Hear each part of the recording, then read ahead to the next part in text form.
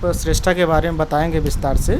इस पे जाने से पहले हम ये जानना चाहेंगे कि ये नवोदय हुआ, EWS हुआ, DG हुआ, SOSE हुआ या श्रेष्ठा में बच्चों का एडमिशन करवाने से पहले किस प्रकार से प्रिपरेशन कराना चाहिए? क्या इसके लिए कोचिंग लगती है? क्या इसके लिए टीचरों को हायर करना पड़ता है? मतलब इसकी तैयारी कैसे कराना चाहिए अभिभावकों को? देखिए, आज के टाइम में ट्यूशन, कोचिंग एक ऐसा शब्द बन गया है कि जो आपको लूट की तरफ लेके जाता है। मतलब आप ये समझ लेते हैं कि बिना ट्यूशन के, बिना कोचिंग के कुछ हो ही नहीं सकता। क्या ये एकाएक हो गया? क्या पहले बिना ट्यूशन के बच्चे नहीं पढ़ते थे? बिना कोचिंग के लोग जो है IAS IPS नहीं बने, UPSC क्रैक नहीं किया? क्या बिना ट्यूशन के बच्चों ने, मतलब ये हाई स्कूल में या 12th की बात करें तो अच्छे नंबर नहीं लेकर आए? लेकिन एजुकेशन सिस्टम को इस तरीके से डिस्टर्ब कर दिया जा रहा है कि आपको स्कूल में पढ़ने के बाद भी ट्यूशन लेना पड़ रहा है। आपको स्कूल में पढ़ने के बाद भी मतलब अच्छे नंबर लाने की होड़ में आपको लगातार मतलब 2 घंटे की 3 घंटे की कोचिंग लेनी पड़ रही है। आपको किसी भी कंपटीशन को क्रैक करने के लिए एक कोचिंग जाना पड़ रहा है। तो ये जो फेलियर है, ये फेलियर दिखाता है कि हमारा जो एजुकेशन सिस्टम है वो लगातार वीक हो रहा है। यदि एजुकेशन सिस्टम की हम बात करें, यदि बच्चे को स्कूल में ही एक अच्छी एजुकेशन मिल जाए तो मुझे लगता है कि कोई कोचिंग सेंटर की कोई ज़रूरत नहीं है, कोई ये ट्यूशन की ज़रूरत नहीं है। और रही बात, अगर हम बात करें ट्यूशन की, तो ट्यूशन में क्या पढ़ाएगा? वो ट्यूशन में वही चीज़ पढ़ाएगा ना कि जो वो पढ़ रहा है क्लास में, उसी को वो स्पेशल तरीके से पढ़ाएगा, अटेंटिव तरीके से पढ़ाएगा, आपके बच्चे पे ज़्यादा निगरानी करेगा, इस तरीके से पढ़ाएगा। तो मेरा ये मानना है कि उस स्पेशल तरीके को यदि बच्चे के माँ बाप जागरूक हैं या हमारे समाज के कुछ जिम्मेदार लोग जागरूक हैं तो उस ट्यूशन के पैसे को, खर्चे को भी हम बचा सकते हैं। तो ट्यूशन कंपलसरी होना चाहिए, ऐसा तो मैं नहीं बोलूँगा। तो इसलिए हमें सबसे पहली जो चीज़ है वो ये है कि स्पेशल तरीके से पूरी जिम्मेदारी के साथ जो बच्चा वो पढ़ रहा है उसको ध्यान से पढ़े, और जो वो ध्यान से पढ़ रहा है केवल उसी में से वो अच्छे से उसको पढ़ने के बाद जब एग्ज़ाम देने जाएगा तो मुझे लगता है कि वो एग्ज़ाम क्रैक कर देगा। मतलब नवोदय का एग्ज़ाम भी बच्चा ईमानदारी से पढ़े तो भी क्रैक कर देगा। SOSE की बात करें, SOSE को भी क्रैक कर देगा। और श्रेष्ठा की बात करें तो श्रेष्ठा को भी बच्चा क्रैक कर देगा। ऐसे उदाहरण हमारे सामने आज भी आते हैं कि जो लोग दिन रात अपने घर पे मेहनत करते हैं, बच्चे जो कोचिंग की फ़ीस नहीं दे पाते, कोचिंग की फ़ीस भी ऐसी हो गई है कि 1 लाख रुपए तो मतलब हमको लगता है कि मिनिमम, मतलब कुछ है ही नहीं। 3-3 लाख रुपए, 4-4 लाख रुपए इस तरीके से मतलब कोचिंगों की एक फ़ीस हो गई है।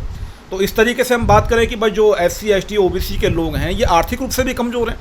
मतलब सोशल तो बैकवर्ड है ही, आर्थिक रूप से भी ये कमज़ोर हैं भाई, मतलब डिफ़ॉल्ट कंडीशन इनकी है।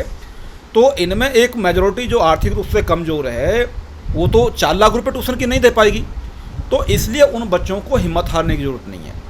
मुझे मालूम है कि मेरे समाज के बच्चों में बहुत ज़्यादा कैपेसिटी है, बहुत ज़्यादा टैलेंट है, और यदि वो ईमानदारी से जो उनके स्कूल में पढ़ाया जा रहा है उसी को वो खुद पढ़ेंगे, और स्कूल में लापरवाही हो रही है तो खुद को किसी आस पड़ोस के किसी अंकल से या किसी भाई से कोई एजुकेशन हेल्प ले सकते हैं, गाइडेंस ले सकते हैं, और वो तैयारी करें तो मुझको लगता है कि ये एग्ज़ाम ज़्यादा बड़ी चीज़ नहीं है, वो बच्चे क्रैक कर सकते हैं। तो जैसा हम लोग सुनते हैं सर कि ये नवोदय हो गया या SOE श्रेष्ठा हो गया, इन सब का जो मीडियम होता है पढ़ाने का, भाषा का, वो हिंदी होता है या पूरा इंग्लिश मीडियम होता है? अभी जैसे हम आज श्रेष्ठा पे बात करेंगे, तो श्रेष्ठा पे हम बात करें तो ये पूरा का पूरा इंग्लिश मीडियम है, और इसमें ये CBSE से एफिलेटेड है, यानी कि NCERT की बुक होंगी। NCERT की बुक, CBSE एफिलेटेड और इंग्लिश मीडियम। तो हम ये बात करें कि ये जो स्कीम है ये मतलब कब से है, और तो इस तरीके से हम इसका इंट्रोडक्शन दें कि भाई श्रेष्ठा है क्या। तो श्रेष्ठा की हम बात करें तो एक तरीके से ये स्पेशल स्कीम है और 2022 में ये लॉन्च होती है। अच्छा, इसको लॉन्च करने वाला राज्य सरकारों ने किया, केंद्र सरकार? नहीं, अब हम बात कर रहे हैं कि ministry of social justice and empowerment, उसके द्वारा ये स्कीम चलाई गई। और ministry of social justice and empowerment ये जो है केंद्र सरकार का एक मंत्रालय है। और शोषित जो समाज है, जो सामाजिक और आर्थिक रूप से पिछड़ा वर्ग है, उन समाज के लिए मतलब उत्थान करने के लिए ये जो मंत्रालय है स्पेशली उन्हीं के लिए काम करता है। और हम बाबा साहब अम्बेडकर का इसलिए धन्यवाद बोलेंगे कि बाबा साहब अम्बेडकर ने जो सामाजिक रूप से पिछड़े हुए लोग हैं, आर्थिक रूप से पिछड़े हुए हैं, या मतलब उपेक्षित बात करें कि उपेक्षित समाज है, जो पिछड़ा हुआ समाज है, उसकी बात करें तो उस समाज को मान सम्मान जीवन दिलाने के लिए, अधिकार दिलाने के लिए उन्होंने जो संघर्ष किया, उनके संघर्ष के परिणाम स्वरूप इस तरीके के मंत्रालय डेवलप हुए और उन्होंने इस चीज़ की निगरानी की कि भाई ये जो समाज है इनका उत्थान भी करना इसलिए ज़रूरी है क्योंकि किसी भी राष्ट्र का विकास होने का मतलब है कि उसके सबसे पीछे खड़े हुए नागरिक का भी कैसे विकास हो, इस बात की तैयारी रखे। तो ministry of social justice and empowerment के माध्यम से ये स्कीम चलाई जाती है जिसको बोलते हैं श्रेष्ठा। अब श्रेष्ठा 2022 से चल रही है और लगभग अब बात करें हम तो मार्च अप्रैल में इसके जो है रजिस्ट्रेशन शुरू होते हैं। और ये इसमें एडमिशन किस किस के होंगे? जो बच्चे 8th क्लास पास कर रहेंगे और 10th क्लास पास करेंगे, यानी कि एडमिशन होंगे 9th क्लास में और 11th क्लास में। अच्छा, इस स्कीम का फ़ायदा क्या है?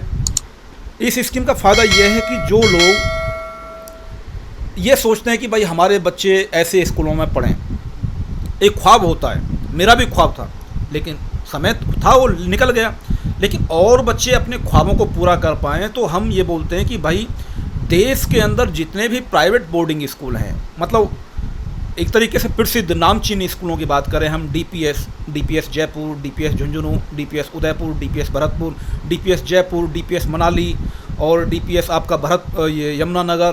तो इस तरीके से मतलब डीपीएस एक ब्रांड है देश के अंदर जिसकी फ़ीस देना भी नॉर्मल लोगों के लिए मतलब बहुत बड़ी बात हो जाती है। अब डीपीएस मतलब दिल्ली पब्लिक स्कूल। हाँ, दिल्ली पब्लिक स्कूल, जिसकी मैं यमुनानगर वाले की बात करूँ, डीपीएस यमुनानगर जो हरियाणा का स्कूल है, उसकी फ़ीस में बात करूं तो एनुअल जो फीस है उसकी 4,55,000 रुपये फीस है।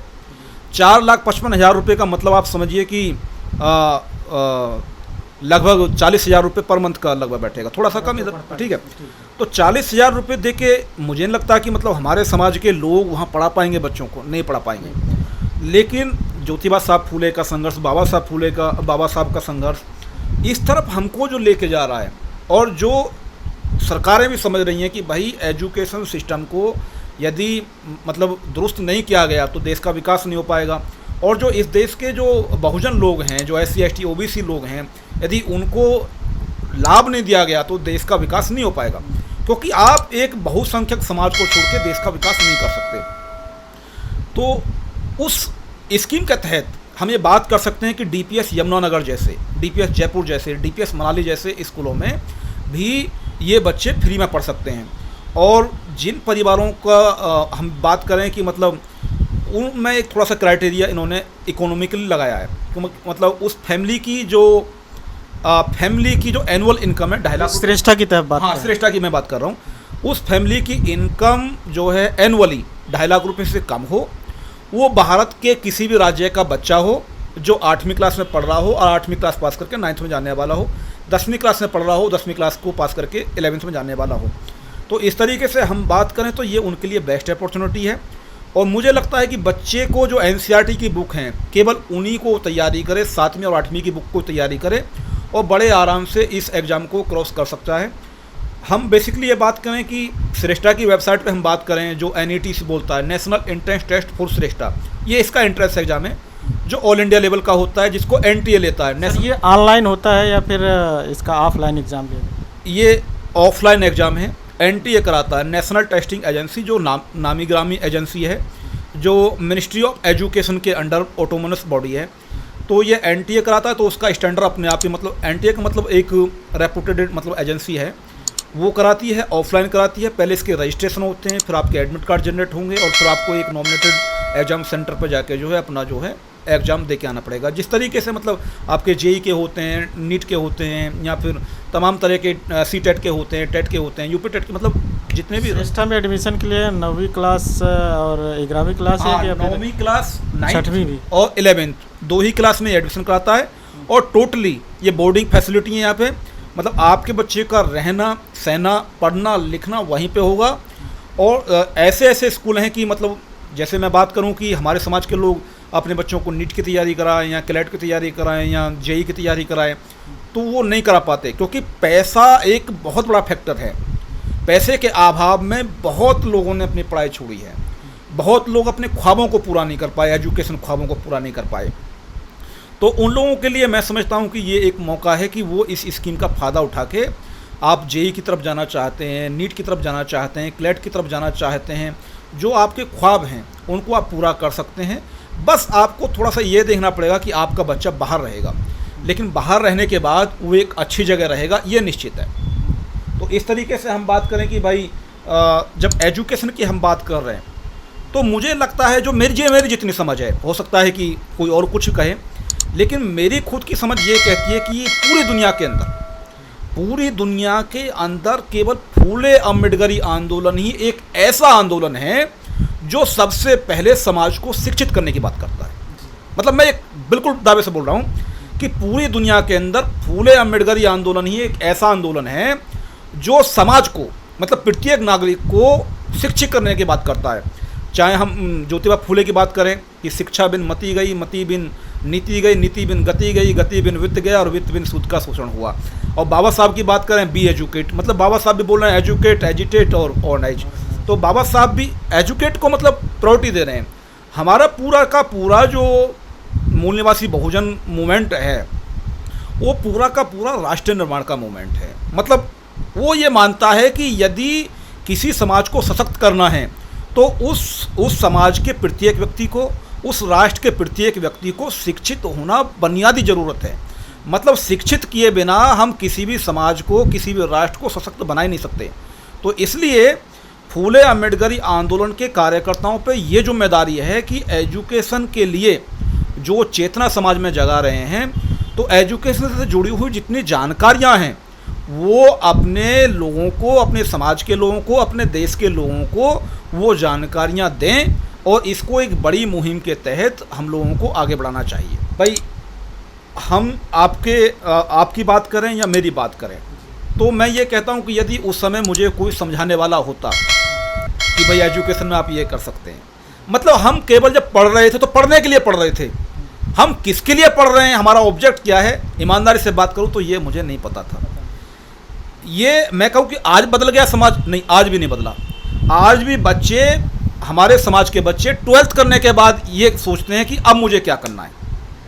लेकिन अब मैं सिस्टम को समझने के बाद ये दावा करता हूँ कि आप 12th करने के बाद अगर ये सोचते हैं कि आपको क्या करना है तो फिर आप बहुत पीछे हैं, क्योंकि 12th करने के बाद तो आपको सोचना नहीं है, फिर तो करना है। तो आपको जो भी सोचना है वो आपको, मैं तो ये कहता हूँ कम से भी कम आपको तभी सोच लेना चाहिए कि जब आपका बच्चा 9th क्लास में हो।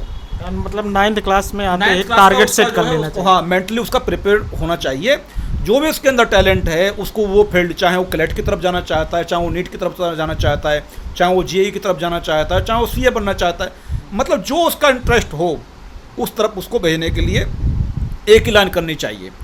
तो ये जो गाइडेंस की जो कमी है हमारे समाज के अंदर, मुझे लगता है कि एजुकेशन को लेके हमारे समाज के टीचरों को, जो एजुकेशन के सेक्टर में काम कर रहे हैं, हमारे समाज के जो कार्यकर्ता हैं, चाहे वो कैसे भी कार्यकर्ता हैं, उन समाज को जो बेसिक स्कीम्स हैं एजुकेशन की, उन स्कीम की जो बेसिक नॉलेज उनको होनी चाहिए, ताकि जब वो सामाजिक मेल मिलाप के दौरान जब अपने लोगों से मिलते हैं तो उस दौरान वो उन एजुकेशन स्कीमों पे चर्चा कर सकें। वो पूछ सकें कि भाई आपके घर में जो बच्चा है वो कौन सी क्लास में पढ़ रहा है, आपका बच्चा क्या बनना चाहता है, आपके बच्चे को कौन सी तैयारी करनी है। तो जैसे ही वो बच्चा कुछ कहे कि भाई मुझे नीट की तरफ जाना है, या मुझे क्लेट की तरफ जाना है, या मुझे जेईई की तरफ जाना है, तो हमारा जो कार्यकर्ता है, जो फूले अम्बेडकरी आंदोलन का कार्यकर्ता है, वो तुरंत अपनी जेब से एक स्कीम निकाले और उस बच्चे को क्षमा दे कि बेटे इस स्कीम के तहत आप आगे बढ़ो और इस सुविधा को लेते हुए आप अपने ख्वाब को पूरा करो। यानी कि गाइडेंस हमारे ऊपर एक नैतिक जिम्मेदारी निभाता है कि हमको अपने समाज को गाइड भी करना है। केवल हम पॉलिटिकल करें तो हम भूल जाएंगे कि पॉलिटिकल चीज़ों को लेके हम उन लोगों को नहीं समझ पा रहे कि जिन लोगों ने इस समाज का उत्थान करने के लिए काम किया है।